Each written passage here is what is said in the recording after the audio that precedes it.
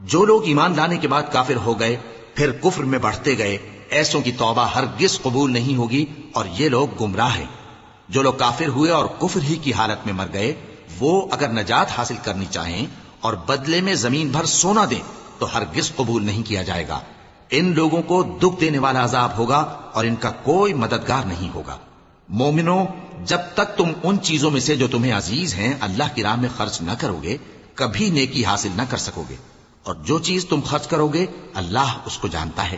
بنی اسرائیل کے لیے تورات کے نازل ہونے سے پہلے کھانے کی تمام چیزیں حلال تھیں بجز ان کے جو یعقوب نے خود اپنے اوپر حرام کر لی تھی۔ کہہ دو کہ اگر سچے ہو تو تورات لاؤ اور اسے پڑھو، یعنی دلیل پیش کرو۔ اب جو اس کے بعد بھی اللہ پر جھوٹے افطرا کریں تو ایسے لوگ ہی بے انصاف ہیں۔ کہہ دو کہ اللہ نے سچ فرما دیا، پس دین ابراہیم کی پیروی کرو جو سب سے بے تعلق ہو کر ایک اللہ کے ہو رہے تھے اور مشرکوں میں سے نہ تھے۔ سب سے پہلا گھر جو لوگوں کی عبادت کرنے کے لیے مقرر کیا گیا تھا وہی ہے جو مکے میں ہے، بابرکت اور جہان والوں کے لیے موجب ہدایت۔ اس میں کھلی ہوئی نشانیاں ہیں، جن میں سے ایک ابراہیم کے کھڑے ہونے کی جگہ ہے۔ جو شخص اس مبارک گھر میں داخل ہوا اس نے امن پا لیا، اور لوگوں پر اللہ کا حق یعنی فرض ہے کہ جو اس گھر تک جانے کا مقدور رکھے وہ اس کا حج کرے، اور جو اس حکم کی تعمیل نہ کرے گا تو اللہ بھی اہل عالم سے بے نیاز ہے۔